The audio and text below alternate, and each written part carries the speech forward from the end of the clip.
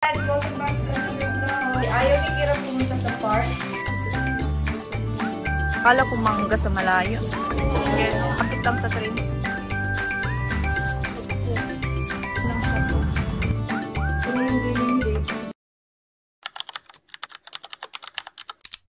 Good morning guys! Welcome back to another vlog. So today, as you can see, nag-ready na ako kasi aalis kami. Pero hindi ako sure kung saan kami pupunta. Kasi ayaw ni Kira pumunta sa park. And ayaw din niyang pumunta sa Eastbourne. May air show kasi ngayon sa Eastbourne. Alam niyo ba yung air show ba? Yun bang every year na parang nag-show yung mga ano ba? Anyway, may air show ngayon sa Eastbourne. So, Eastbourne is going to be really busy today. So, iwan ko kung pupunta pa kami doon. Pero kailangan ko kasi pumunta sa Asian store. So, kaya kaya gusto kong pumunta doon.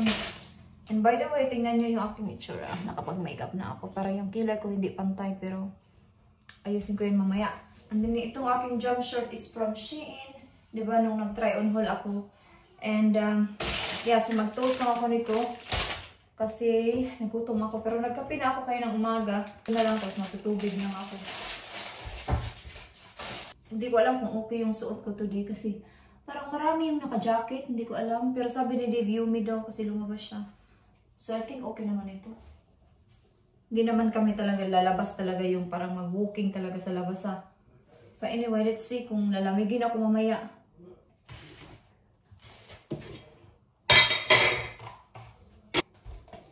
Lagyan ko siya ng butter.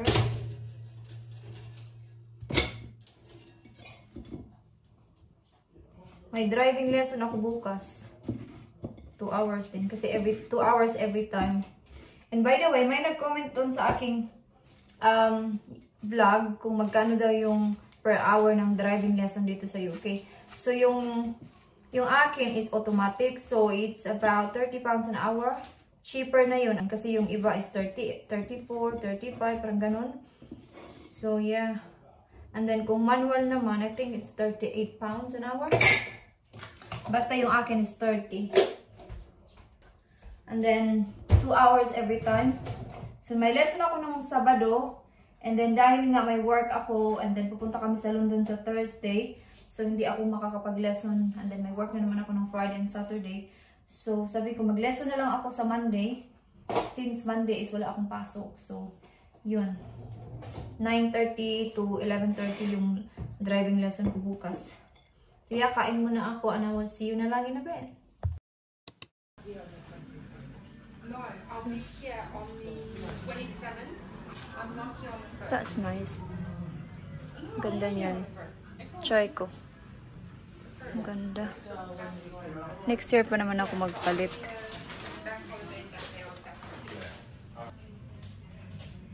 Ito is 129. Parang hindi naman ito bagay. May mga market sila dito kasi Sunday. Akala ko mangga sa malayo. Lemon. Minsan kasi may mangga.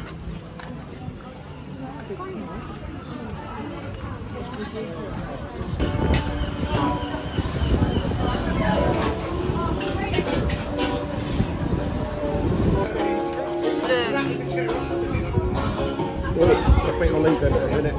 Yes, wait home. What's up? Nandito kami ngayon sa Savers. Look around. My favorite section. Shout is the name. Live Shout. Something like that. Wow, I can try that one anyway, that's fine. You just like the salt, didn't you? Yeah, I know, but I can try this one. This one.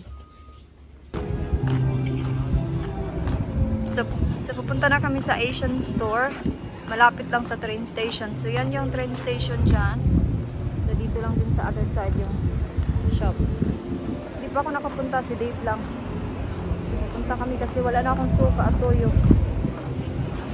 Oh, mate. Oh.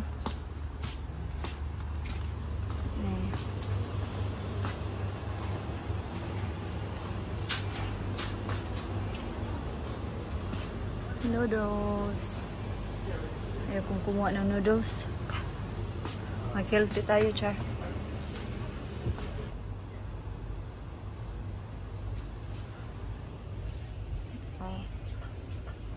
Gusto ko yung beef. Chicken lang meron. Pancit canton. Pancit canton. Meron sila dito hopia. Oh. May pandan. Isa lang yung kinuha ko yung munggo.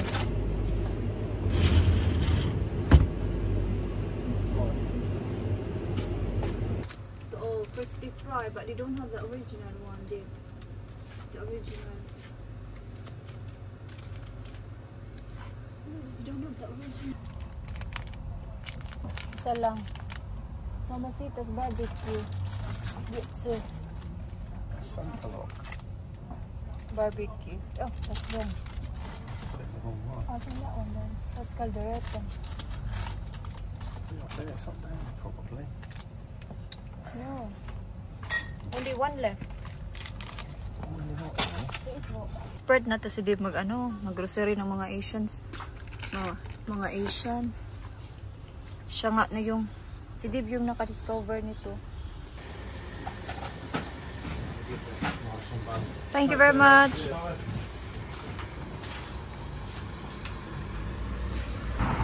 Yan yung pangalan ng shop ko.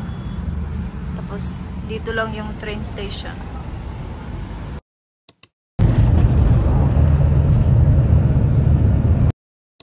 We're home! So, ipakita ko lang sa inyo yung napamili namin sa Savers. Diba? Hindi na ako masyadong nagsasalita doon. Kunti lang din yung vlog ko doon. So, bumili ako nitong pang-spray sa mga puti. Kasi mag-wash na ako ng mga puti bukas or mamayang gabi. And then ito, kasi mag-scrub ako dito at saka dito sa sink. Itong pink stuff. And then bumili din ako nito, disinfectant na pang, ginagamit ko to sa sahig. Maganda din yan. Para siyang sa flora. And then ito, kumuha din si Dib nitong cold spray. Ano, iwan ko kung para sa legs and feet. And then itong pang CR, pag alam nyo na. And then pupunta kami dun sa tindahan na may mga Filipino foods. And then kumuha ako ng ginisa mix, mamasitas na barbecue, crispy fry, and then dalawang pancit canton, mga tumas, and then tuyo at suka, and then itong tawag nito, hopia. So magkape tayo para magkainin ko yung hopia. So yung binayaran ni Dib dito is 15 pounds something. Yeah. Away ko muna to. Meron pa naman akong tuyo at suka pero paubos na siya. So while nandoon na kami, bumili na lang ako para hindi na ako maubusan.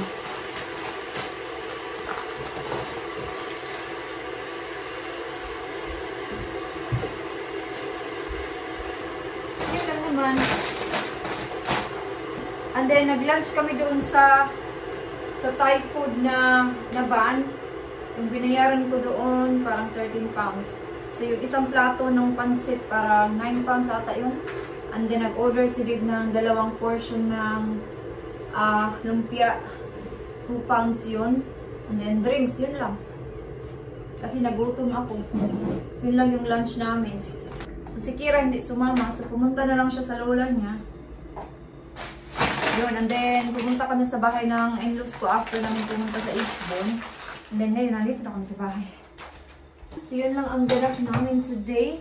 So mag-vlog na lang ako mamaya pag magluto na ako ng dinner. So hindi ko pa alam kung ano yung i-dinner namin pero baka mag-salad kami tapos mag-chips or something like that.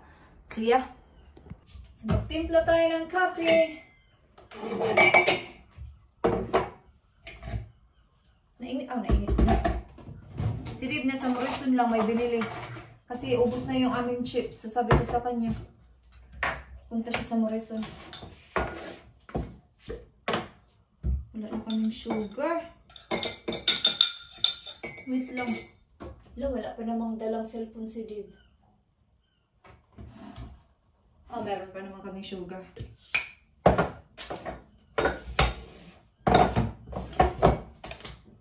Di ba nasabi ko na kanina may driving lesson ako bukas? 9:30. While mag-driving lesson ako, mag-swimming din sila Dave, si Kira at saka yung aking father-in-law. Pero meron din silang ganap bukas.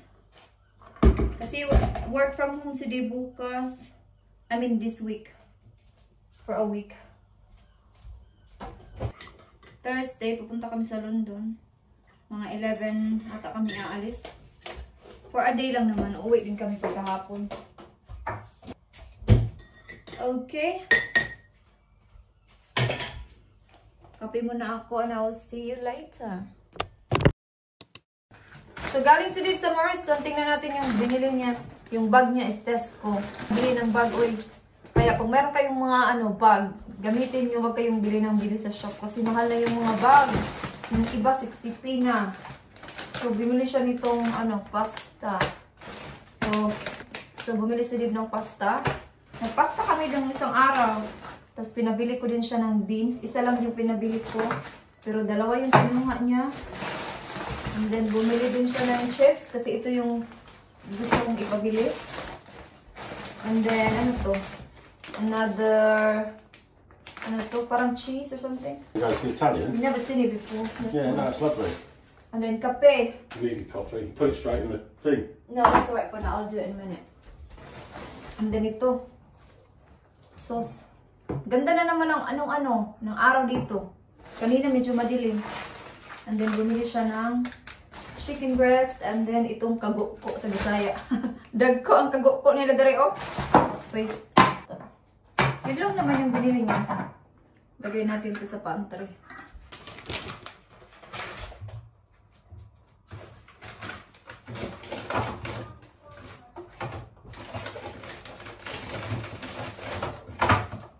Hindi pa kami nakapag-grocery shopping this week. Maybe sa na lang sa Wednesday after ko mag-work.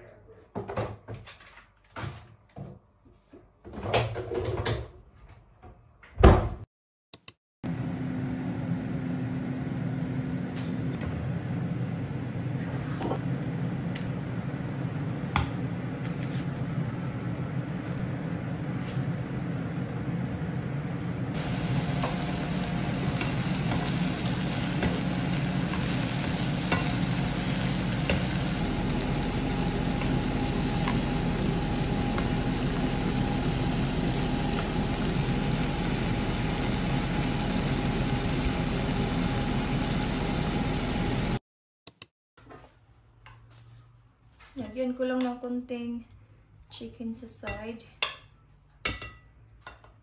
Kay dito.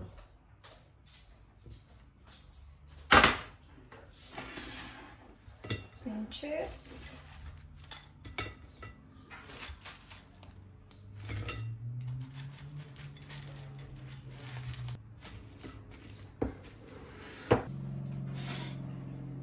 Ito na yung dinner ni Dave. And then, ito din yung sa akin. Paras lang kami ng dinner. Kay Kira yung iba. Kasi hindi siya kumakain ito. Yeah, so kain muna kami. And, see you na lang mamaya. Okay, kain tayo guys. Mga unta.